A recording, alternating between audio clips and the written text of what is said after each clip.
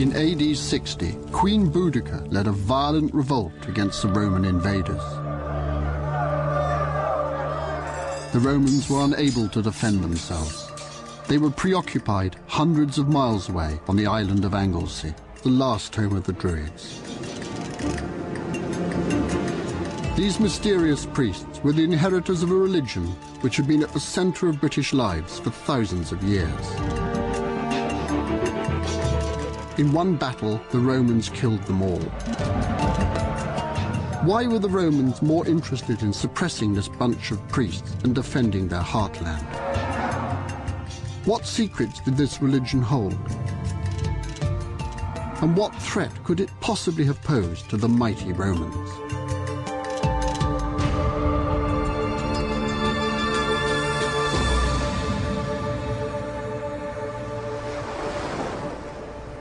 I'm an archaeologist, and I've spent the last 30 years studying our prehistoric past. This is a massively undervalued part of our nation's history.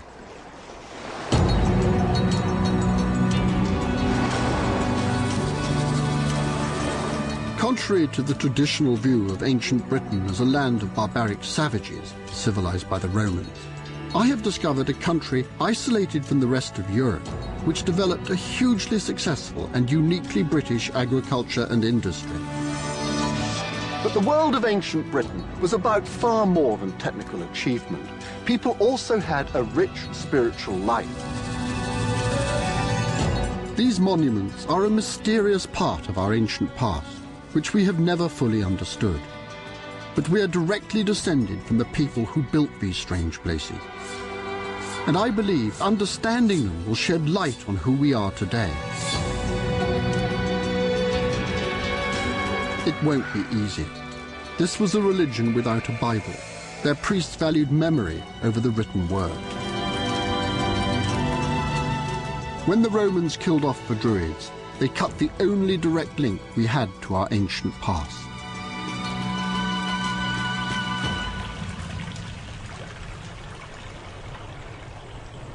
The British countryside is strewn with the remains of this ancient religion. It's just a question of knowing where to look. Throughout my archaeological career, I have found evidence that the people of ancient Britain believed in supernatural worlds. It was at Flag Fen in East Anglia, where I was directing excavations, that I first discovered traces of this other world.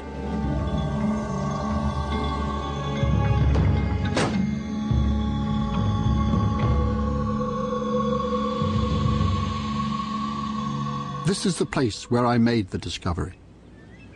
I was having a look at a Roman road which crossed a dike. So I took my people down here and we started examining the edge of the dike. Well, we'd barely started when I caught my foot on a large lump of cut wood which lay in the mud on the top of the dike. It had been sharpened with a narrow-bladed axe, and it was made out of oak. Now, oaks simply won't grow in the wet fen, so I was very suspicious. I slid down the side of the dike and found more wood, which was about 1 meter below the bottom of the Roman road. Now, that told me that this new wood was about 1,000 years earlier than the Roman road.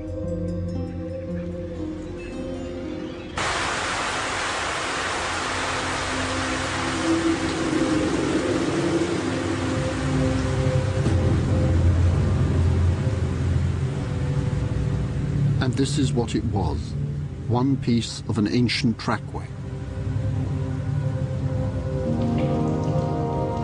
These posts were driven into the ground nearly 3,500 years ago. But this is just a tiny fragment of the entire site. It extends in that direction for about 200 meters and in that direction for upwards of 1 kilometer. So it was a massive undertaking. Now, it has to be a causeway, but at certain key times of the year, it had a special role. We have found over 300 pieces of bronze metalwork here, swords, daggers, spears. Now, these weren't objects that were lost. They were carefully placed in the ground for a specific reason.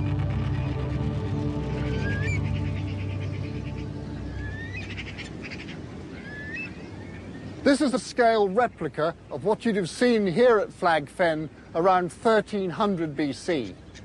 I'm standing on an artificial island that was made out of timber and brushwood.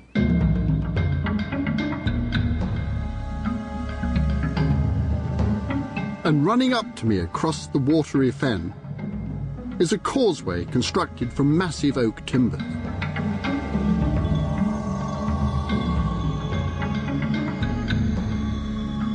It was amongst these timbers that we found hundreds of valuable items that had been carefully and reverently placed in the water.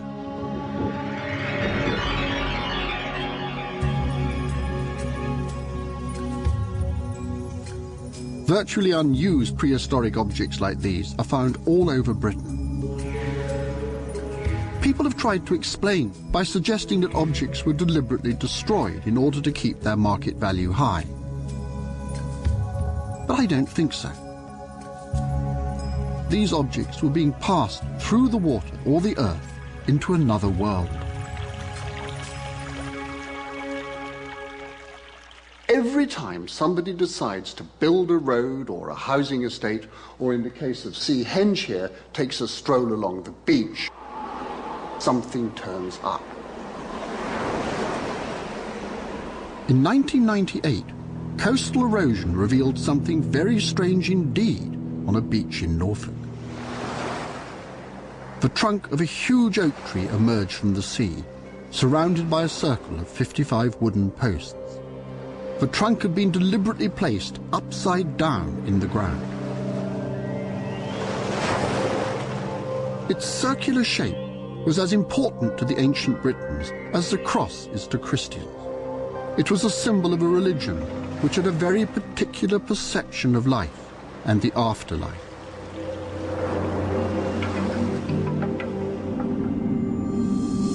"4,000 years ago, this monument stood on dry land.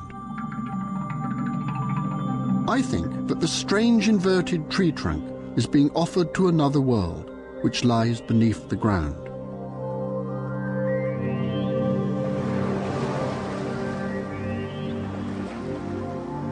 I still find the memory of that huge upside-down tree strangely eerie and compelling.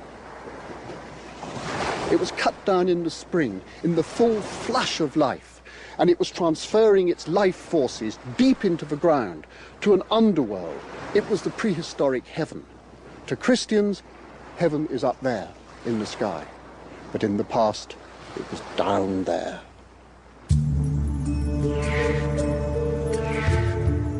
One of the things that the Romans couldn't believe when they arrived in Britain was how the native people seemed to have no fear of death. So brave were the warriors. Such bravery was armor no weapon could penetrate. Was it these strange beliefs which had helped the ancient Britons to conquer their fear of death? It's 5,000 years ago. Britain is in the last stages of the Stone Age. The population has grown rapidly, and the people have recently started farming their land. The Great Pyramids of Egypt have yet to be built. There is an explosion of wood, stone and earth structures across the British landscape. These circular monuments are unlike anything else found in the ancient world, and they have mystified archaeologists for decades. Intriguing new evidence has begun to reveal how these places might have been used. On South Uist, in the Western Isles of Scotland, archaeologist Mike Parker-Pearson has just uncovered the remains of an ancient village where he's made some very macabre discoveries. It's basically a little community who were living in the sand about 1300 BC, 3,000 years ago. It actually starts not as a settlement but as a cemetery. They're living on top of a cremation ground. That's almost unheard of. I'm pretty certain it's deliberate, because it's not simply that the house is built on top of the cemetery. Its central hearth is right on top of one of the cremation burials. When that house went out of use, somebody came along and actually dug a little hole down and quarried into the side to get up underneath the cremation burial. They must have known it was there, and they were either looking for something or trying to contact somebody in the beyond. Really quite strange. Mike has excavated 3 houses here. Interestingly, all 3 were circular. That's right. And then we have the northeast. But what's extraordinary is that in the northeast corner of each house, there was a strange human burial. Where we found a skeleton lying on its side in a crouched position. The big surprise was over there, where we had a dead woman. A dead middle-aged woman buried in her pit, holding 2 of her teeth, strangely enough. The association with death doesn't stop there. Just here, in the top of a post hole, there was a newborn baby pressed down on its face, looking out the doorway. And then, just to cap it all, this house outside has a cremation platform where they actually burnt the dead.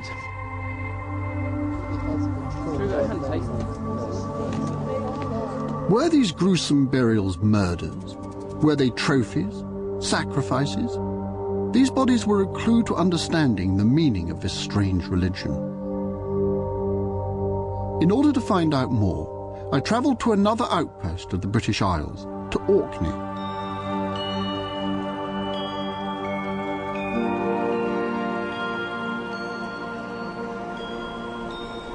The Roman invaders never got as far north as Orkney. They'd been led to believe that this remote spot was occupied by primitive bog people. They were quite wrong.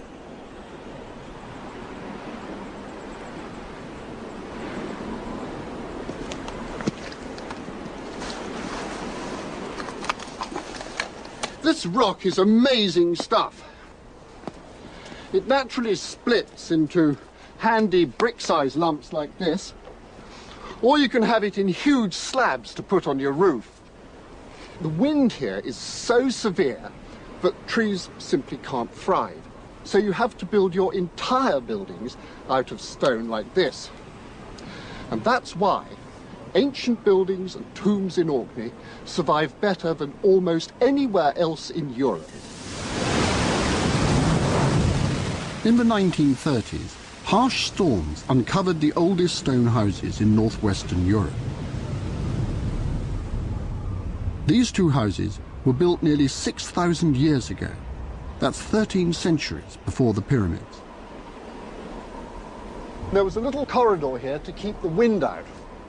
Now, the walls were divided up by these slabs, known as stalls. There's a hearth in the middle here. This was actually where the food was prepared. The end room here was probably a storage room with lots of cupboard space. Sort of fitted kitchen idea. Early houses were oblong in shape, but over time the design becomes circular. Round houses, like these at Skara Brae, would have existed all over Britain, but being built in wood, they've vanished.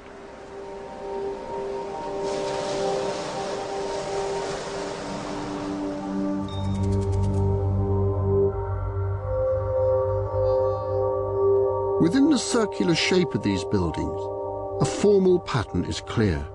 An elaborate dresser faces the entrance. There are beds on either side, and in the centre, there's a hearth. This awesome stone circle is the Ring of Brodgar. It originally consisted of 60 stones arranged in a ring about 103 meters in diameter. So what lay behind the growing British obsession with circles and solar alignments?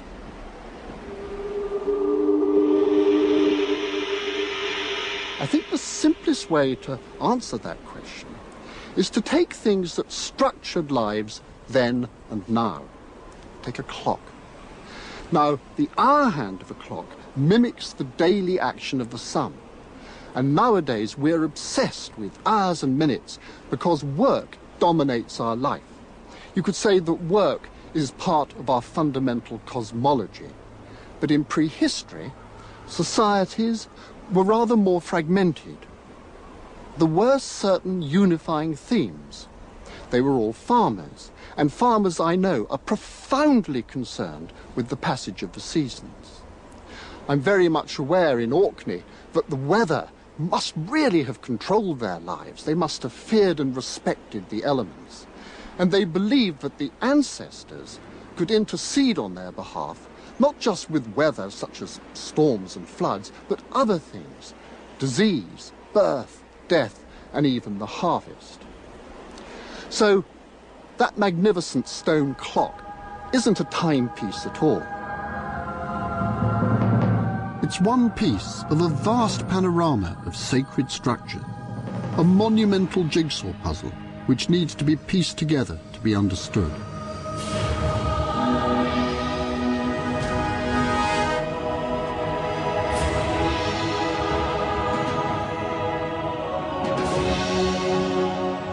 The key is that the monuments are interconnected. The Ring of Brodgar is the beginning of a huge sacred procession. A processional way travelled a mile across the narrow peninsula to meet a second stone circle, the Stones of Stennis.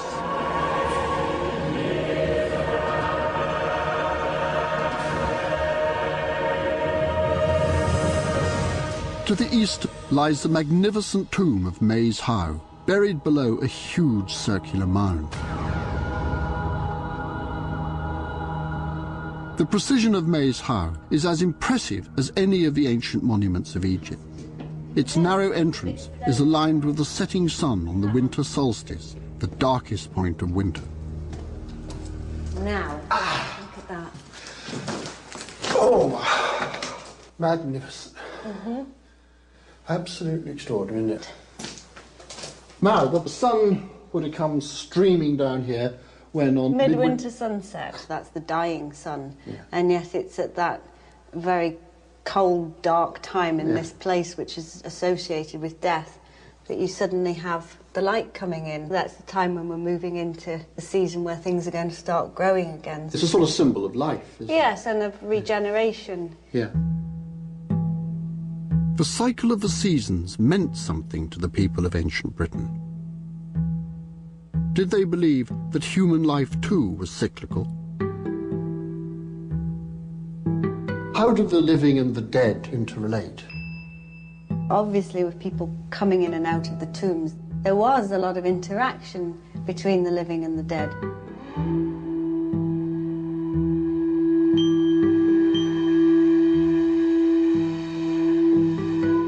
And some people have taken this as far as to say this is a house for the dead, and you have houses for the living. Some elements of the layout of the tomb are similar to the layout of the house. We have the passage. And if you can imagine, I'm walking into either a house or a tomb. What do I see in front of me? Quite a large open area. Ahead of me, in a house, I would see a dresser. Here I see a chamber. On either side, I'd see a bed. And here, there's a chamber and a chamber. But the thing, of course, that's missing is the hearth, which is the heart, it's the life. It's absent. And deliberately absent.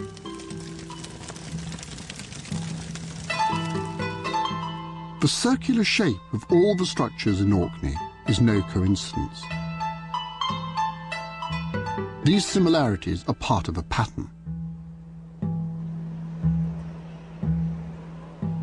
Around Maes Howe, Jane has discovered the remains of pits for standing stones. Yeah.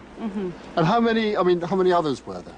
Just the one? Well, it's possible that there was a ring of stones surrounding Maes Howe or standing before Maes Howe was actually built. So it makes you wonder just how much they were moving standing stones around the landscape.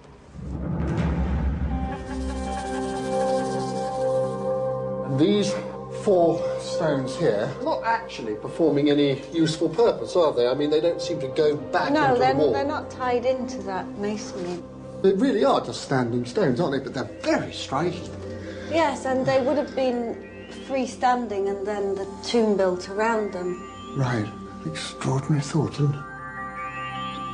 Just as a stone circle appears to predate May's How, Colin Richards believes a building or house may lie within the stones of Stennis. They actually picked up the stones and moved them over there. So this is the hearth that they found when they dug here, isn't it? Yeah, yeah.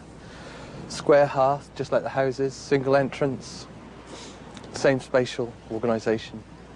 But, I mean, I'm tempted to ask, if you've got a stocking great hearth like that, is there a house or big building actually within these stones? It's just possible that there is actually a structure underneath here. That's sensationally exciting. Yeah. I mean, if you've got a building, what in effect you're doing then is you're sort of monumentalising a building, aren't you, a house? Yes, and it's the hearthstones which are always selected. Hearths were excavated out of houses and reused, linking the earliest inhabitants with later inhabitants of the house. So sort of linking back to your ancestors. Yes. The tombs have actually grown out of stone circles, which themselves have been built around the remains of houses. What did all this mean? Let's begin to fit the jigsaw puzzle together. When individuals or families die, it's likely that their houses were left to disintegrate. The house leaves a scar on the ground, a memory of the people who once lived there. In time, descendants built memorials to their ancestors.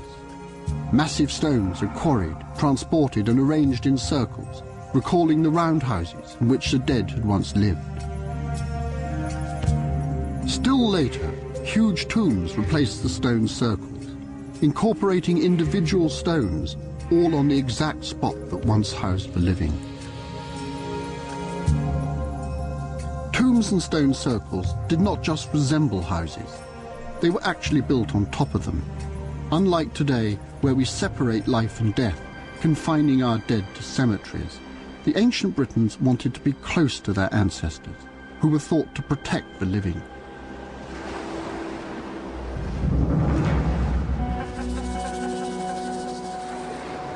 I think what's going on here is we've misconceived the stone circles.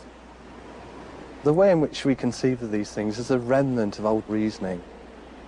If you shift the object of study to people's lives, people lived at Barnhouse.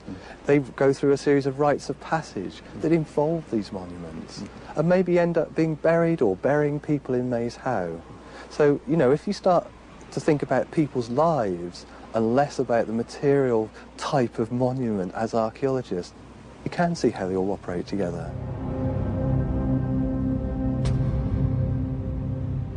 I'd say at a push, you probably are dealing with the commemoration of perhaps individuals. Simply by dragging a stone in, moving it past other stones, you're almost reciting your kin by virtue of your movement around them. You're reciting a family history, a genealogy. I think that's absolutely fascinating. I think it really does bring these stones to life.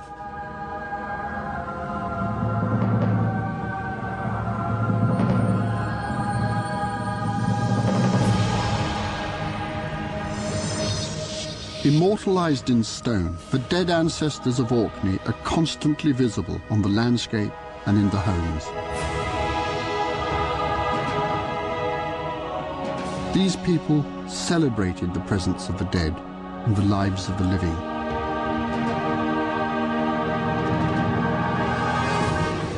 Moving through these monuments was an act of memory and of respect.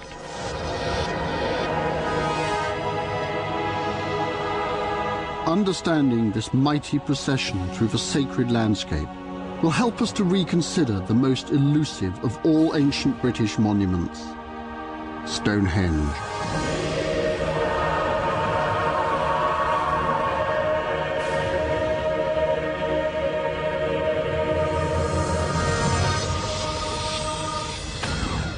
A huge advance in archaeology was made possible by the introduction of aerial photography after the First World War. Squadron leader Gilbert Insel, a pilot fascinated by archaeology, spotted something strange in a field just 3 kilometers from Stonehenge.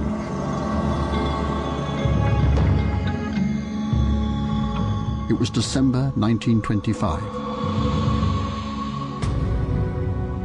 Excavations revealed 168 post holes.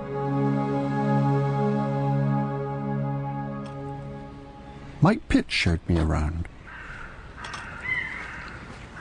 This is one of the bizarrest sites in British archaeology, I think. It is a fantastically important site, although it looks odd. These concrete stumps represent 6 enormous circles of wooden posts, some of which stood over 7 meters high. Known as Woodhenge, this structure has been a vital clue in unlocking the enigma of Stonehenge. This structure is contemporary with Stonehenge. It's very similar in scale, and this concept of concentric rings is, of course, the same. Like Stonehenge, it's precisely aligned on the midsummer sunrise, so there's that very direct symbolic link with Stonehenge. But here, there were people holding ceremonies and feasting. It looks as if they were feasting and killing in very large numbers young pigs. So here there are ceremonies involving large numbers of people, whereas at Stonehenge there are very few, by comparison, very few artefacts. And if you go out of the entrance, straight down the slope, you get to the River Avon, which snakes away just out of sight over the ridge there. And you can follow that river down south for a few hundred yards, and then pick up the avenue earthwork straight into Stonehenge.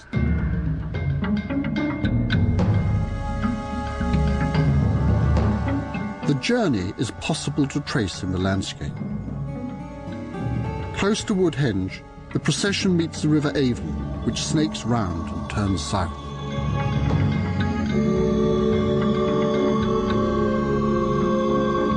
It meets the beginning of a ceremonial avenue leading to Stonehenge in the direction of the rising sun.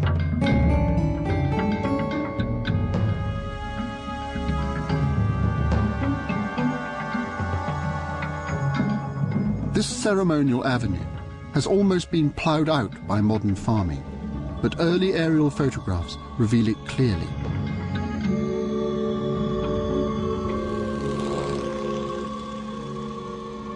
It has to be one of the really dramatic entrances for any ancient site, I think.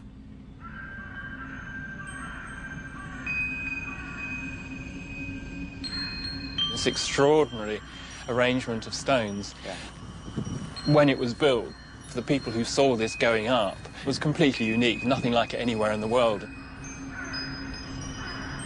And then when you come through, it's fantastic, isn't it? It's astounding.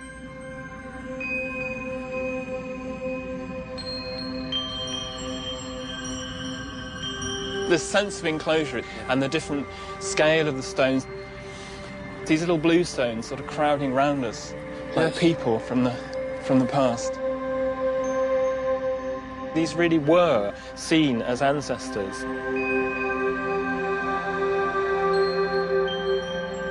And that they've been brought over, and then the Sarsens put around them to protect them, to enclose them. Both in Orkney and at Stonehenge, the circles are deliberately lined up with the rising and the setting of the sun.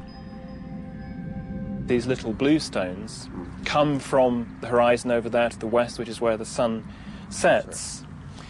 And the timber henge here, the big one, Woodhenge, is over there in the direction of the sunrise. You wonder if there is a connection between sunrise and sunset, between birth and death. And the stones are associated with death and the ancestors, and the wooden henge is associated with life. And so you have ceremonies at Woodhenge where a lot of people, a lot of noise, people who recently died are involved in ceremonies that are beginning to take them into the world of the ancestors. and they travel from Woodhenge across the landscape, down the river and up the avenue into the centre of the circle here, where they join the stones, who are the ancestors, and they enter the world of the ancestors. So this is like a doorway from life into death. And then the procession, presumably, was a key part of that. This concept of procession, of movement, is written into the landscape with this long avenue earthwork. If this idea works, if there's some truth in it, then what happens is by the time the people actually reach the stone circle, they are no longer of this world. So we're not looking for physical remains.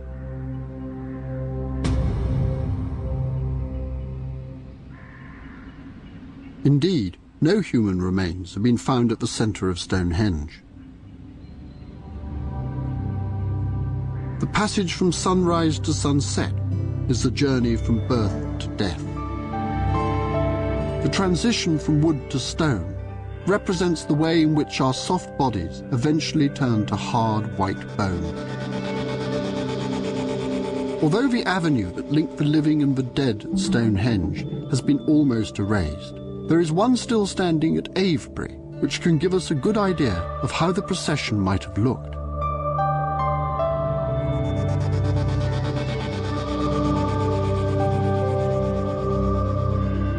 Quite something after being at Stonehenge, isn't it?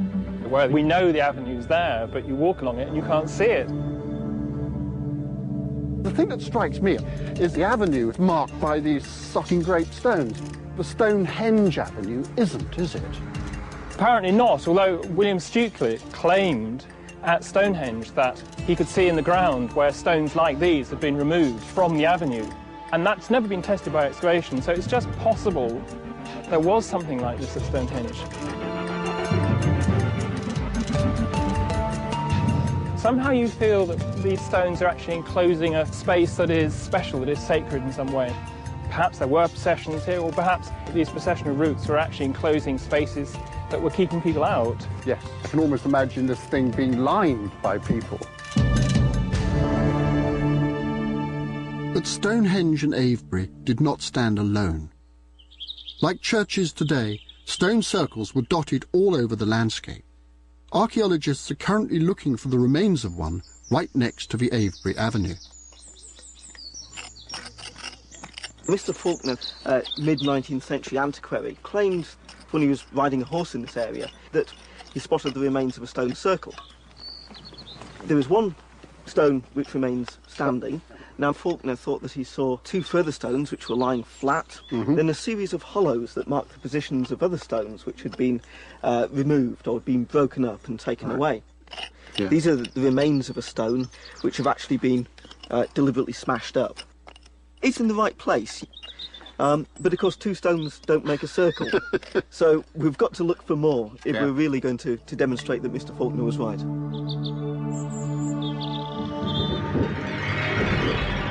These may be small family shrines, if you like, places where 20 or 30 people might congregate, but you have centres like Avebury, which are the focus for really massive communal gatherings involving people coming in from well outside the region. Josh did find his circle, which is hardly surprising since in 2000 BC, Britain was covered with these monuments to the ancestors. This was the heyday of a religion which venerated the ancestors and celebrated the inevitable journey from life to death that we are all in the process of making. But why were the dead ancestors so important to these people? Why did they believe that they could walk the souls of the dead into the afterlife? What lay behind this macabre rehearsal for death? So why were the ancestors so important to these people that they were prepared to worship them as gods? To understand the origins of these beliefs, we have to go back to a time long, long before the construction of the great henges. Trying to understand a religion without knowing its origins is rather like attempting to explain the meaning of the Christian cross without knowing the story of the crucifixion. In search of origins, we must travel back 6,000 years to the time when the first religious monuments began to appear. This was also the time when people began a new agricultural way of life, and it's not a coincidence.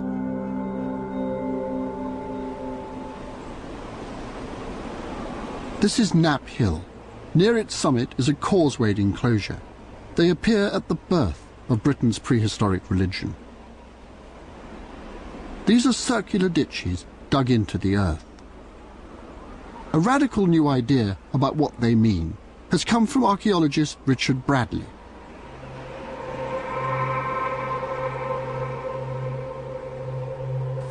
Whew. Fairly steep old bank, isn't it? Well, by Fenelon standards.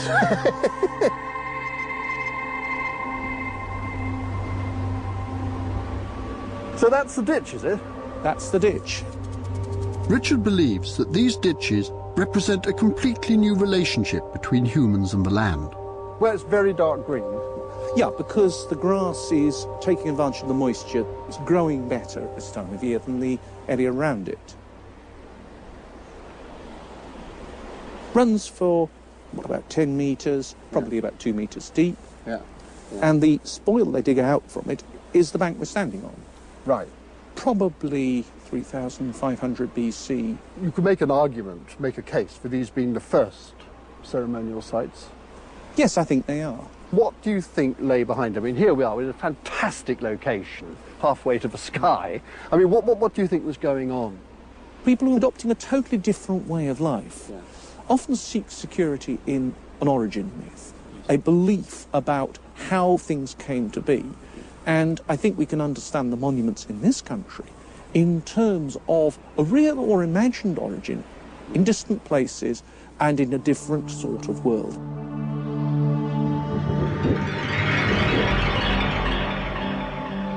So what caused this huge change? I think there's a very big change when people start using crops and animals. They have a different relation to the land than from hunter-gatherers. Right. Hunter-gatherers tend to take from nature, to act in partnership with nature, in a sense to operate in harmony with nature. Mm. They don't impose, and generally they don't own resources. Farmers own resources and have to plan for the future. This implies a particular conception of time. It involves the work of generation upon generation to be viable, and that's very, very different. It's really ultimately about owning the land that you're farming, and in a way you claim that your great-grandfather was there, and that is your claim to the land. This was the first time that the people of Britain had owned, organised and controlled the land.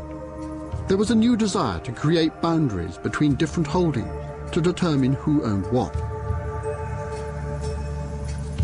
And when you share out the land, there is always neutral territory, no man's land. It was in these special spaces that the causewayed enclosures were built. Is that significant, the fact it's on the edge? Some of the things that happen at places like this are dangerous. They're where you deal with the dead, with strangers. They're places to set apart from the normal pattern of daily life.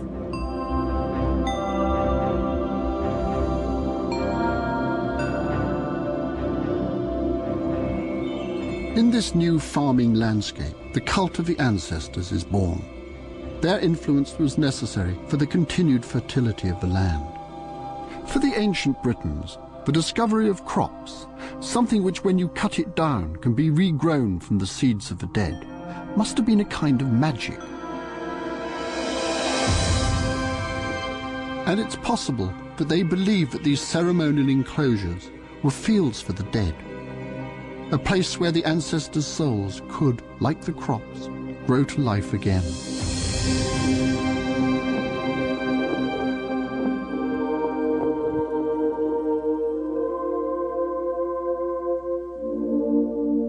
These fields for the dead were everywhere in the landscape, and they remained special places for thousands of years. Maiden Castle in Dorset is a magnificent hill fort which started life as a causewayed enclosure 6,000 years ago. OK, well, we're standing on this big lump here, which is an artificial bank. But this bank itself is built on top of a very much earlier one that was built about just after 4000 BC. Yeah. And that monument is the earliest thing that we know on this hilltop. Probably things were going on here even before the first camp was built, before 4000 BC. Like Knapp Hill, this was a special place in the landscape because it belonged to everyone and no one. In the Bronze Age, the westernmost rampart running up there probably incorporates a boundary ditch.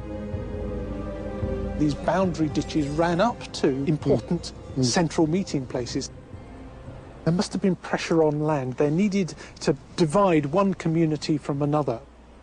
Yeah. But then there was also need for these groups from time to time to come together to agree things, to have ceremonies and so on. What it looks like then is that these central places developed in neutral spots on the boundaries. I mean, presumably they were the safe places where people could meet. Yes, a common area. Keeping people apart, but people still have to come together for détente. And a special activity went on within that defined area. This was a place where things happened, where communities met. Land had acquired a new meaning for the ancient Britons, and these patches of common land, packed with ancestral bones, became magical. What began as a celebration of a new relationship with the land became a way of life. The people who constructed the hill fort thousands of years later knew that they were building on a sacred place. But Maiden Castle has a sad epilogue. Its story was taken up by archaeologist Sir Mortimer Wheeler. It's the most dramatic thing that I've ever been concerned with. He found what he believed were the remains of a vicious battle between the Romans and the ancient Britons. I've got a clear vision almost of what happened and how it happened. They came in a rush. It's the only way they could do it. They got in amongst these chaps. They cut down the defenders, in mass formation almost.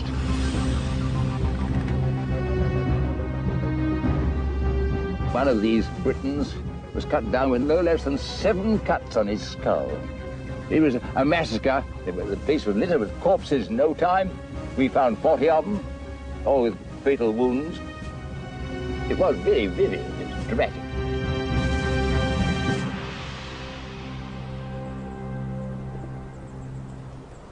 Wheeler was a military man, as you know. This fantastic graphic description of the natives being beaten up by the Roman army.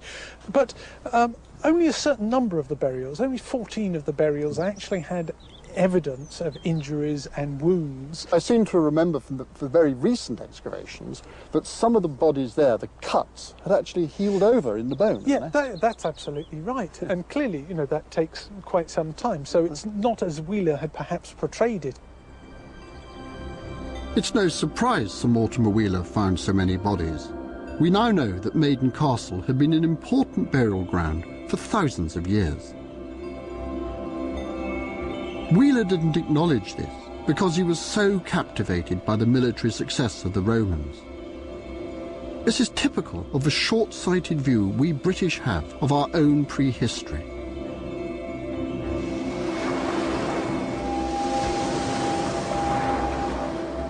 Look at our buildings, our heroes, the way we work ourselves into the ground, the dark history of our imperialism, and we look like the sons and daughters of Rome.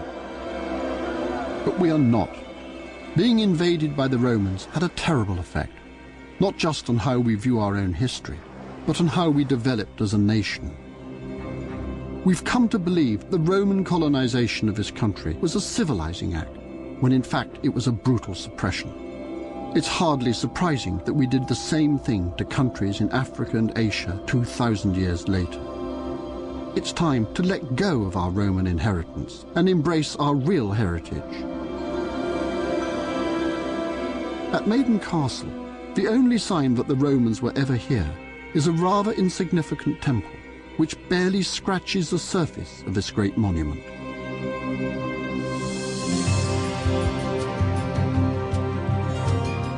Our true ancestors are the people who built these vast, imposing hill forts on land which had been sacred for thousands of years.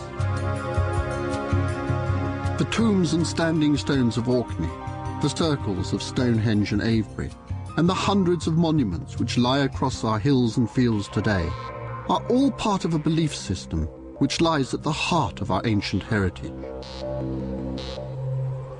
These people were not afraid to die protecting their land, because their bond with it was deep-rooted and strong. They believed that their souls would continue to own and nourish it long after their bodies had gone.